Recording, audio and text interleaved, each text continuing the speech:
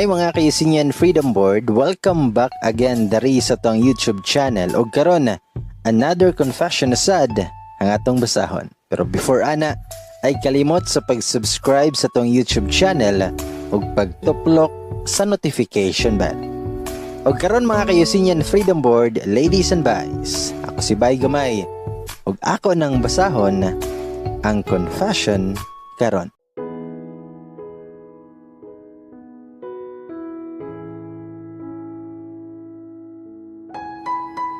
Hi Bay, ug sa tanang mga naminaw karon. Mag-throwback lang ko, ay gimingaw na kayo ko sa moang mga memories together. Dari na lang na ako ipaagi akong kamingaw siya. Igo jud kaayo ko sa kanta ni Moira na Paubaya. Kung asa man siya karon, gimingaw na ko niya. By the way, ako di ay si Shelby from Kapalong, Davao del Norte. Kinsay mo to dari og first love never dies. Kay para nako, tinuod jud ay ni. I was 14 katong nagsugod-sugod kog uyab-uyab. I had my first boyfriend sa school, but we broke up Japon wala pa'y months. Kay mga bata pa kaayo mi. We both decided to end our relationship. So dili pa sakit kay mga bata pa man. So moto nga ga-focus ko sa kuang pag-eskwela. Suddenly, na iniabot nga wala na ko damha sa akong kinabuhi. He's not my first boyfriend, pero siya akong matawag nga first love. Nag-start ni katong time na naligo kog sapa with friends. Na ako'y nakita na guy naming tabok. Pero wa ko makagusto niya. Siyempre, bag-o pasad ko nakauli. Kaya ga-stay in ko sa akong trabaho. Dool sa eskwelahan. Akong friend di ay nagkagusto niya. I admit, guwapo siya. Pero wa jud ko maibog man lang niya. As in, halos babae tanan sa baryo na ibog niya. Except na ako. Kay ko no, mura siya si Miguel Tan Felix. Mura jud bitaw pod tinuoray lang. Sa kabuang sa akong friend, sige siya papansin. Unya, waman tagda, niya ako nga buangon, giitsahan ako tubig ang lalaki para mapansin siya. By the way, itago lang to siya sa pangalan, nga Miguel. Sa moto nga nahadlo ko, kay milingi siya nako nga isog kayo iyahang tanaw. Naulaw ko, kay gisungog ko nila tungod sa ko ang gibuhat. Abi kog duolon ko niyag awayon. Pat may gani, nipadayon ra siya lakaw, og nitabok sa sapa. Ginakansyawan ko nila kay ako ra daw nakabuhat ato sa iyaha, kay sobra kahilo mo ni Miguel. Wajoy babaeng maggara-gara niya. Sa moto, nga nakauli na ko sa balay, nag-ilis o niya nagplano ko nga mulaag sa akong friends. Tagon lang nato silang Nina and Maria. They are my sisters. Medyo layo ilaha gamay kay tabok sa tulay pa. Wala pa kay ko'y mga friends sa baryo. Sila pa lang. Kay bag-o pa mi nga namalhin, so sila pa yun akong kaila ug malaagan. Bored kaayog pinundog balay, so naglaag ko sila. Naabot na ko og nagchika-chika mi sa dihang nakita nako si Miguel nga misulod sa balay nga tapad ilahang nina. Sumoto nga nangutana ko nila kay basin na mali lang ko. Then mingon sila nga si Miguel jud daw to. Unya dinha ilahang balay. I was ashamed sa ako ang nabuhat. I want to talk to him unta para mangayo og sorry. Pero maulaw man ko eh. Dayon na naog migdaplin sa sapa kay ilahang balay, daplin raman sa moang gikaliguan. So nagduyan-duyan mi dito. And suddenly, ning naog ang igagaw ni Miguel. Niadto sa mua. Kay di ay, uyab sila ni Nina. Tawagon lang to siya sa pangalan, nga Jan. Sumoto nga nisunod pod si Miguel kay para obanan si Jan. Nailang ko kayo. Gusto kay ko mag-apologize pero maulaw ko mo first move. Hilumon kay si Miguel. Og ako, medyo sabaan baya jud ko. Si Maria nagsigig lantaw kay Miguel. Gisungog nako sila kay para maka-chance kog pangayog sorry. Akong gipadungog-dungog si Miguel nga kamanhid ba anang di kabantay nga naibog siyang tawo eh. Ikantsawan kong Jan og Nina kay abi nilag ako ang naibog kay Miguel. Sumoto nga ni kalit og lantaw. Dayon ni kalit og lantaw si Miguel sa kuha. Then ako pod nitan-aw ko niya. Nag-eye to eye jud mi. Ato pa na time na ako nakita sa ubang girl saya. As in, guwapo jud di ay kayo siya. Kato pa lang nako siya gitutukan pag-ayo. Murag ni bati ko kaibog niya. Pero dili pwede kay gusto kay siya sa akong friend. Sumoto nga gibaling nako akong tan-aw sa lain para dili niya mahalata nga gikilig ko. Ako na yung gi-interrupt na mingon ko, di manggod ako, si Maria man, amaw man mo. Dayon gikuot ni Miguel, iyang cellphone sa iyang bulsa, o gihatag niya na. Hana kong unsa man eh. Tinana siya, nga pwede na ko pangayoon ni mga number. Wala siya daghang istorya, moro to. Then nagtinan-away ming Maria og Nina. Giingnan ko nila nga ihatag dayon. Ikaw pa'y first babae na gipangayuan og number ni Miguel. Sukad-sukad. Siyempre ni balibad ko kay kabalo kong crush kaayo siya ni Maria. Giingnan ako wala ko'y cellphone. Pero naagod unta. Sumoto nga gibunlot ni Maria ang cellphone ni Miguel. Then nagbutang siya number. Sa kung nahuna, okay ra. Pero nasayangan ko, pero di sad pwede kay crush kayo siya sa amiga na. Sumo na to. Nga niuli kog una kay hapit na mo gabi o gibiyaan ako sila. Dayon I check my phone pag abot dayon ako sa balay. Na text message nga ni Apo. Hi Raman. Wala na ko reply. Kinatungnan sad nga wala ko ilo. Wala na ko panambali nga kay basin ex na ko to nga ga-move on ako. Char. Pagkaugma, agipalaag ko nilang Nina silahang balay na po. Pag-abot na ko, nakita na po na ko si Miguel sa duyan silang tugkaran. Natulog. Guwapo kayo si Miguel. Naibog na jud ko niya, pero ginapugyan ako kay dili pwede. Dayon giduol kong Maria o istorya. Day, naibog kang Michael no? Nitubag ko nga, wala oy, amaw man kadayoy. Then miingon siya, nga day, parihar ta babae. Kabalo ko nga naibog kang Miguel. Okay ramang good. O man maibog si Miguel nako. Sa kong gibuhat, gibutang nako imuhang number sa iyang phone gahapon. Kay kabalo ko day, nga naibog siya nimo. Ug kabalo ko nga ikaw pod kay naibog niya. Kaswerte nimo dayoy. I-uncrush na nako siya.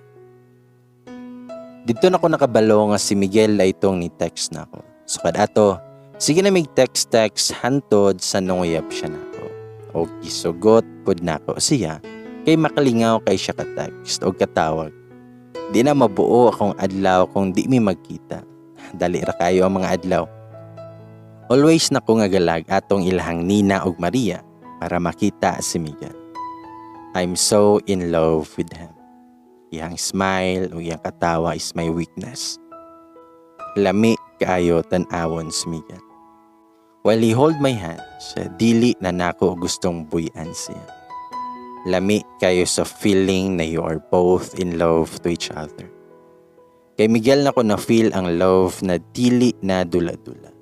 We are so thankful sa sapa. Kay kung di tungod niya, dili mi magkaila ni Miguel. I love Miguel so much and I want him forever na yun. Kanang way buwagay. Until one day, nag-decide ihang ante nga mamalhin sa medyo layo jud sa mua. I'm so sad kay maglagyo naming Miguel. Unsaon na lang among relationship. Unsaon pag-work. Naghilak ko pag-ayo paglakaw nila. 3 months pa mi ato na time. But grabe na jud na kong hilaka. One day pa lang nga nawala si Miguel kay gimingaw na kayo ko niya. Gasige gihapon mig tawag, pero lahi ra jud sa personal na ko siya makita. Mga 2 months na mi nga wala gakita ato. Then Sunday morning to ni eskwela ko kay Sunday school man ko. Naidwa ka teachers nga niadto sa school. Gikan to sila sa lugar kung aha na malhin silang Miguel. Nag-offer sila trabaho sa MUA sa mga Sunday school students. Pagkadungog na ako nga gikan sila dito, ni duol dayon ko, kay diadto man na malhin silang Miguel. O jud ko maulaw, minduol jud ko sa mga teachers o giinan ako sila. Nga ma'am, I'm willing nga mo trabaho sa inyo ako. Akong trabaho is tigbantay og bata. Wala na ko gaduha-duha even though dili kay ko sanay nga magbantay og bata. Gusto jud na ako makita si Miguel dito. Sumoto nga ako ang gikuha sa usa ka teacher.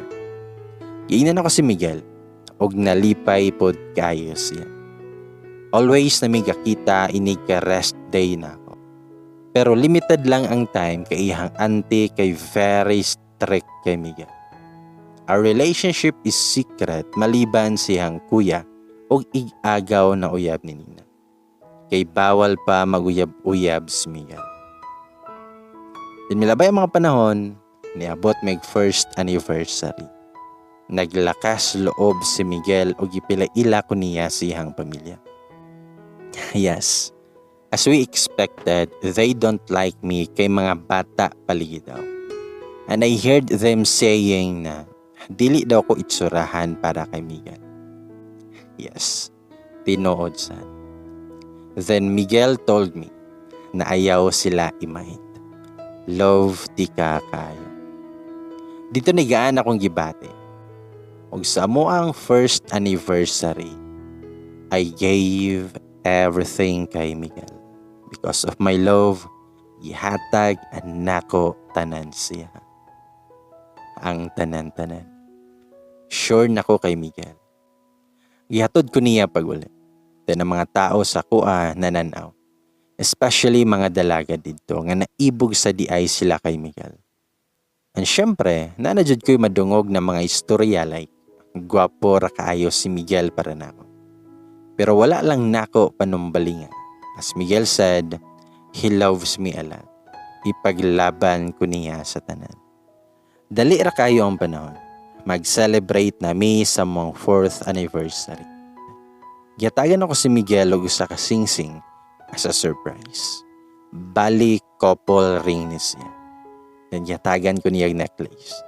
Na pagkasunduan na mo na dili tanggalo or else wala na mi. But as usual, iyang auntie kay dili jahapon ganahan ako. But gina-fight na mo ang love para sa usag-usag. Wala ni sulod sa kong nahuna nga mag-end among relationship. 4 years ready ay mitaman. Kay may promised man gud mi na laban lang siya. Nagkadugay mga 5 months before sa mong anniversary na ako'y napansin na ay bag-o kay Miguel. So kad nakabarkada siya taga dito, dili na kay siya gatawag o ga-text kung dili ko muna. While ka-text me, na wrong sense siya. Nagkaon nakahan. Nangutan ako kung kinsayhan, pero nasuko noon siya. Nganong hugaw daw kay ko gunahuna. Itawagan ako siya. Pero gipalungan ko niya. I was wondering anong nasuko siya nga nangutan na raman ko. Sige kog tawag. Dili na siya makontak kay giblock ko niya sa cellphone. Sa Facebook mo po, naka-block akong main account siya. Then I was checking my second account. Nawala na ako gina-open a couple of years ago na. May gani wala ko niya na block dito kay pang Korean man ang name. Diyon mo ipag-open ako. Nakita na ko ang mga post nga nakatag siya. Nga nangaligo sila. Paris-Paris. Nakahila ko. Wala na ko napugngan nga giadto na ko si Miguel sa ila. Almost a week wala ko niya kontaka. Balag ulaw kayo. Giadto na ko siya. Pagabot ako sa ilaha, wala nako nilahos. Kay nakita nako sila kauban iyahang barkada sa gawas sa gate nila. And I saw my man with a girl nga kauban niya sa picture. Daghan silang magbarkada. Pares-pares gyapon. Nakita na ako kay Miguel na happy kayo siya. Ug kung mutanaw si Miguel sa babae, makita asad na ako si Miguel. Ngaing ato siya mulantaw sa kuha. I know nga Miguel like that girl so much. Dili na ko malimod na gwapa jud si girl. Then sexy kayo. Halayo ra kay me. Kabaliktaran na ako siya. Wala na ko nakaya ang sakit ni balik ko sa kong agi. Pinakasakit is nakita ko niya. Pero wa man lang ko niya gukta. Sa moto nga I texted him if makig-break ba siya nako. Our convo went like this. Dili na ba ako imong love? May reply siya nga, would you forgive me if ingnon ti ka nga yes? Nangutana ko niya, why? Ngano? Unsa may mali? Okay pa man ta atong last na atong kita, di ba? Tubag siya nga, sorry. Na in love ko siya. Tapos di pud gusto silang auntie ni Michelle. I'm doing this for you para natong do. Wala ko'y parents, Shelf. Basin palayason ko ni auntie tungod lang nimo. Sabta ko please. Ijud ta para sa usag-usag. Love ti ka. Pero dili jud pwede. Ug ako siyang gingnan nga 4 years Miguel. Kadali ba nimo mag-decide? Tarongo nato ni please. Unsay gusto nimo? Muluhod ko sa imong family ug sa imong para dili lang ta moabot sa ingon ani. Buhaton ako tanan. Ing ana di kakalaw. Then maingon siya, Shelf, please set me free. Dili na ko happy nimo. Pasagde na mesa kong bago. Buntis siya, Shelf. Palangga kayo na ko siya. Buotan kay ka, Shelf. Makakitara kag mas deserving na ko. Dili na ko pwede. Sorry sa tanan. Shelf, hinaot na clear na nato ug pasaylo ako sa tanan. Hopefully di na tama sama.